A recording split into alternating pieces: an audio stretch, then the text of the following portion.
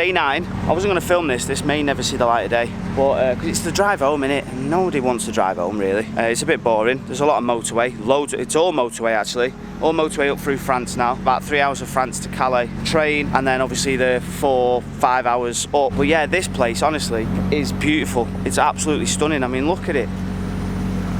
Everything's packed. I'm just waiting for Mark now in the Lotus so he can give me a lift home. 765 LT. Yeah.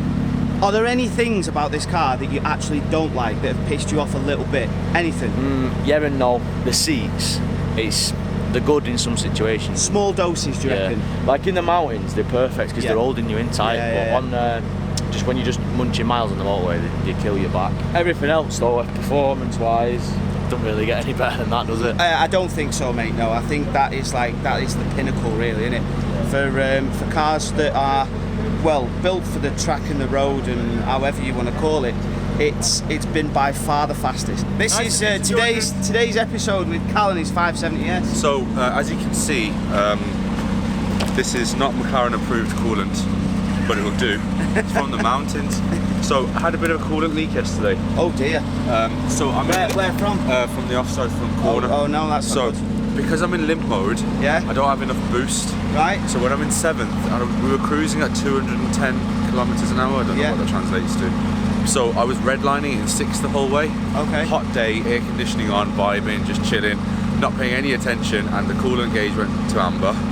And then I could smell glycol, in the antifreeze. I was like, which idiot's got a freaking leaking car? And it's me. So that guy. I'm just topping it up now. I'm going to nurse it home, hoping for the best. Or just keep some coolant with us. Are you going to stick with us or what? Here's Gavala. Here's Gavala. Look at him. Fine figure of a man there.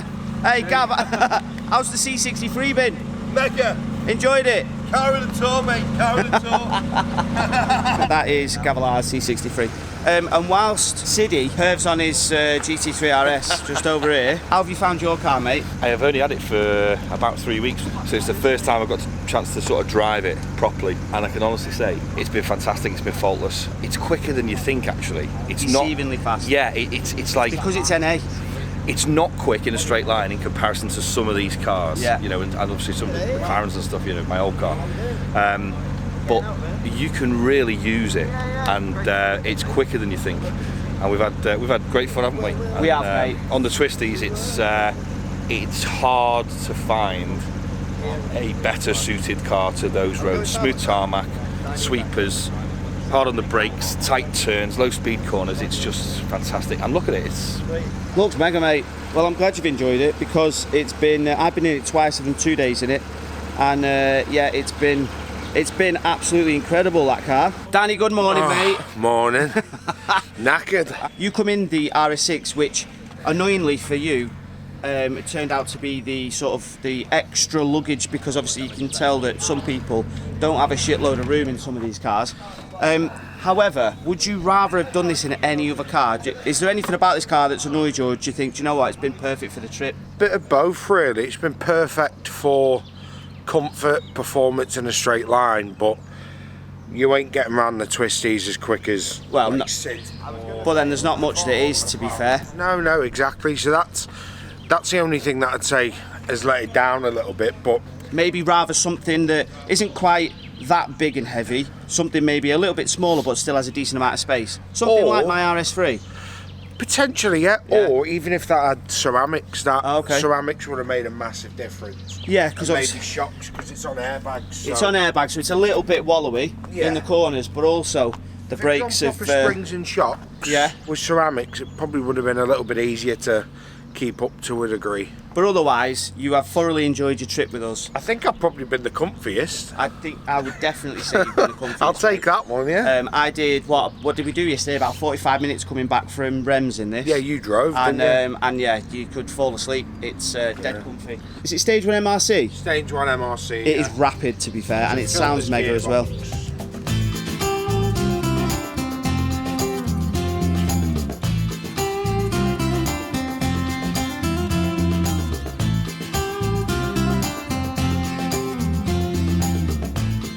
So whilst everybody's fueling up, I've got something to share with you guys. Have you ever wanted to find out information on the history of a car you've already bought or are looking to buy? Then look no further, because Car Vertical's all new report is the thing to get. I came across this 570S report, which looks like it's got mileage discrepancies as well as a history of damage. And digging a little bit deeper, we can see that it's had quite a serious front-end collision. Car Vertical checks thousands of different databases across the world to give you a really in-depth car history report. And digging a little deeper into the mileage, we can see that there is a slight dip just here, but that looks like it could very well be human error. So whether you're looking to buy, sell, or get the history of a car you already own, make sure you check out the link in the description below and use code EVILGT for your 10% off. Now I know you lot at home are like, oh, I'm anti-BMW, I'm anti-BMW. I'm not, genuinely. There are a few.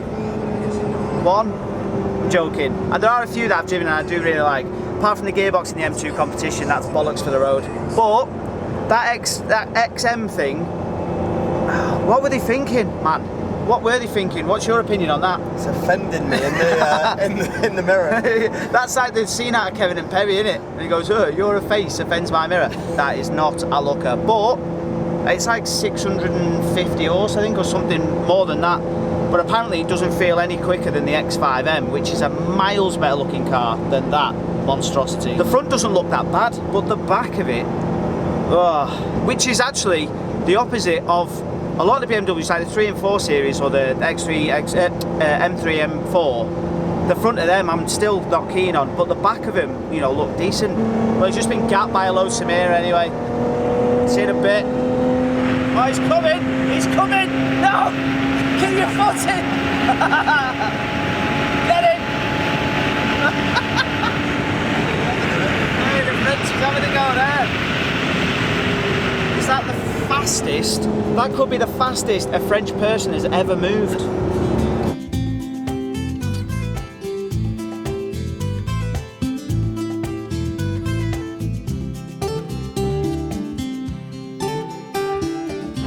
We're at the tunnel. Now technically our tunnel time isn't until about 3:20, but I think we're going to try and see if we can smuggle ourselves onto an earlier train. I saw you getting gapped before by us then. It's a bit embarrassing for you, to be honest. But yeah, that is a result because we were supposed to be on the 3:20 in the afternoon train, but we've got here well early, we've made up loads of ground, and we're on the 1:20 train. We are back home! So we have literally just left the Euro tunnel. It's saying 4 hours and 10 minutes, 263 miles to go. So all I'm hoping is that the M6 is kind to us, because I know exactly what this can be like. So like usual, M25, like a car park basically. So hopefully we can get through this. But this is the first time we've really hit any traffic, innit, Mark? It is indeed, all the way over Europe, and you guaranteed to hit it when you get back, aren't you? Sunday afternoon and it's gridlocked. Finally through the M25 traffic, we are on the M1, 2 hours and 18 minutes left to go, 160 miles. His car's broke. So Cal's car is still broken, but it is still running.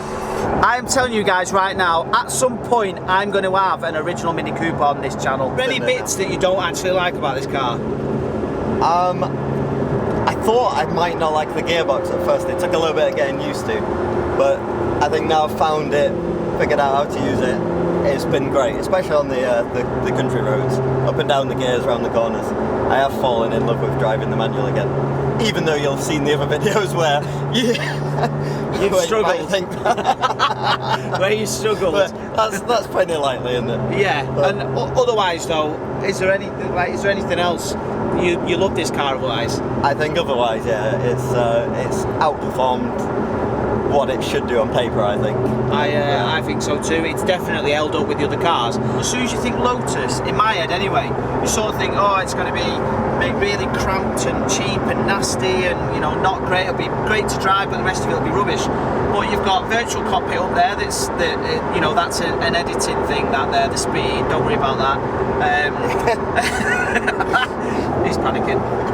You've got Apple CarPlay. There's literally Alcantara leather, Alcantara headlining. I mean, it's beautiful in here. All the contrast stitching. It's a stunning car. And for the money, again, I know I've said this a million times, but for the money, this car surpasses my expectations based on how it looks and how it drives.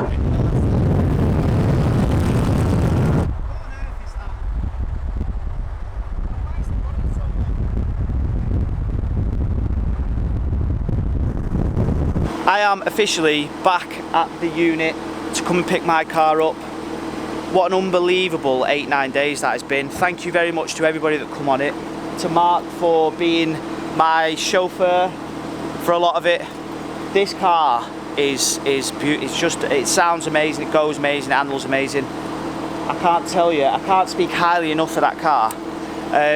The trip was unbelievable, the hotels were unbelievable, the people were unbelievable, the cars were unbelievable. And hopefully next year we get to do it all over again. That is us done on the 2023 European road trip. Thank you very much to everybody involved.